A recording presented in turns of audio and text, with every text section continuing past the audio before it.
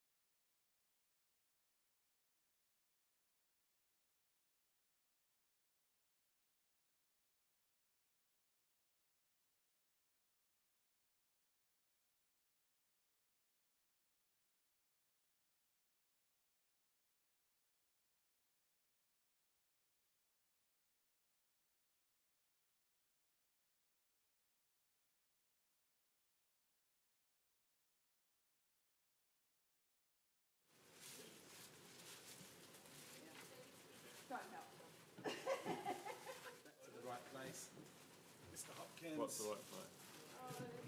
I'm up here. Company 5 months ago. It's great to be back in the world of energy, having specialised in the power and utility sector transactions across UK and Europe earlier in my career. One thing that stood out to me over my time at Mercury so far, it's the great team that we have. I think it's a real asset when we think of how our energy system is transforming and the level of investment being made. Another is a history of value creation Mercury has because of bold strategic choices. That includes the decision to invest in geothermal in the 2000s, and more recently the acquisitions of Tilt Renewables and Trustpower retail businesses, which has significantly increased the company's scale. These choices have delivered real shareholder value and supported our progressive dividend policy. Today, Mercury has established a leading position in wind development and has an exciting geothermal prospects. We're investing in these technologies to capture future growth in electricity demand. We're happy to stand out from the crowd in what we do, and that, if that is where the value is. You could slow down slightly, Yep, and you can always put your hands on here, like yep, that's more comfortable. yeah, no, I'm just, yeah, no, it's just tongue-tie some of these words. If that is where, if it, oh yeah. So we're happy to stand out from the crowd in what we do, if that is where the value is. This includes value we create with others, like Tangata Whenua. On the next slide, I thought it was important to highlight how we invest the money that we make. Throughout FY25, just over half our earnings went straight back into building and maintaining assets powering the country. This supported continued growth investment, including our 3 major renewable builds underway. We paid out dividends. We paid out $256 million in dividends to you, our shareholders, for investing your hard-earned money with us. The remainder of the income we made went to paying our interest and tax bills, meaning our overall net debt increased by $230 million from June 2024 to $2.2 million in June 2025. We're here to deliver. Sorry, can I just add, you said million both times? I said one was million, one was. Did I say million twice today? You said million the second time, so I was just checking. Okay, no, the one's million and one's billion. Yep. Okay, so we're here to deliver long-term value and maintain the strong total shareholder return performance that has been built over time. Lowering our operating costs is a key priority. We know we must be efficient and effective in everything that we do. Our goal is to reduce OPEX to $370 million and hold at that level through to FY28. This is a tough task given inflationary pressures and the additional costs associated with bringing Kawerau Downs Stage 2 and Kawi wind farms online. But we are committed. Since November, we've been running a structured, enterprise-wise cost reduction program with strong executive backing. This is not about cutting costs for their own sake. It's about creating value and ensuring we compare well against our peers. By FY28, we're targeting a 30% reduction in operating costs per customer connection, driven by greater use of technology. We will continue to keep you updated on our progress as we deliver on this commitment. To conclude, I'm excited for the future and the credible pathway forward Mercury has. Better today, building tomorrow, brighter together. Ngā mihi nui, thank you. Now I'll hand over to Scott. Getting there. Gosh, there's a lot of words there.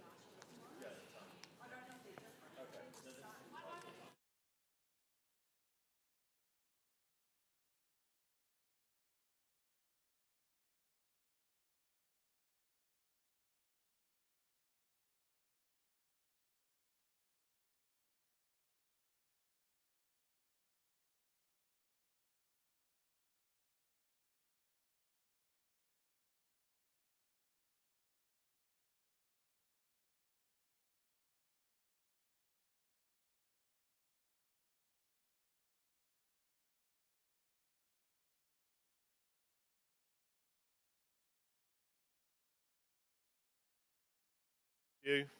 Kia ora tātou katoa. As Executive GM Wholesale, I'm responsible for managing our overall electricity portfolio.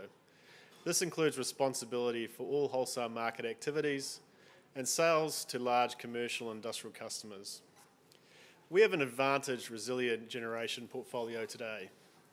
It is diversified, complementary and low cost.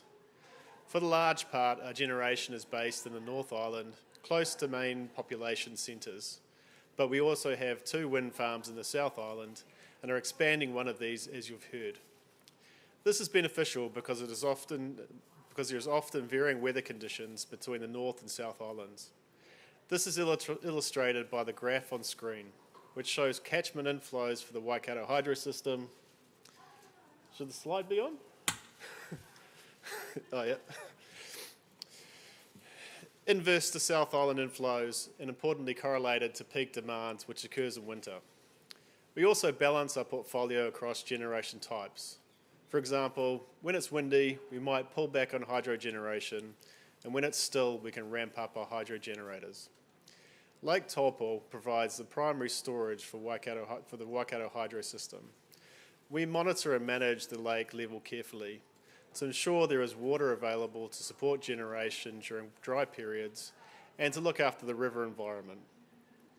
We do this with the support of a decision management platform we have developed that leverages artificial intelligence to simulate, plan, and optimise critical decisions we make. We call this platform Digital River.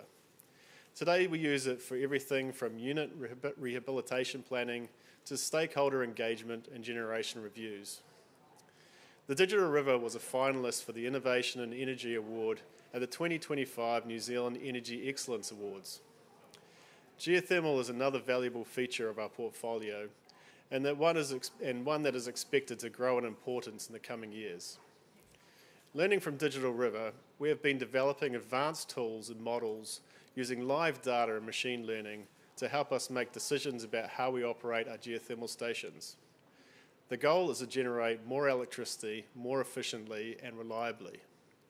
We're also focused on maintaining and building our advantage into the future. About 35% of our ambition to deliver 3.5 terawatt hours of generation by 2030 will be realised through projects currently under construction in our hydro refurbishment program. Beyond these, we have several generation development prospects which could be delivered by 2030. These include a battery energy storage system near a Whakamaru hydro power station targeted for completion by FY28 in the Mahingarangi 2, Waikokowai and Puketoi wind farms. We may also pull forward potential geothermal development and other development prospects currently targeted for after 2030. We continue to consider a potential role for solar as well. Ngā mihi nui, thank you.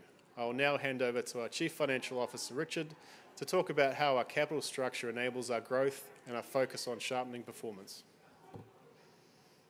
Cool. I'm going to walk all the way over there.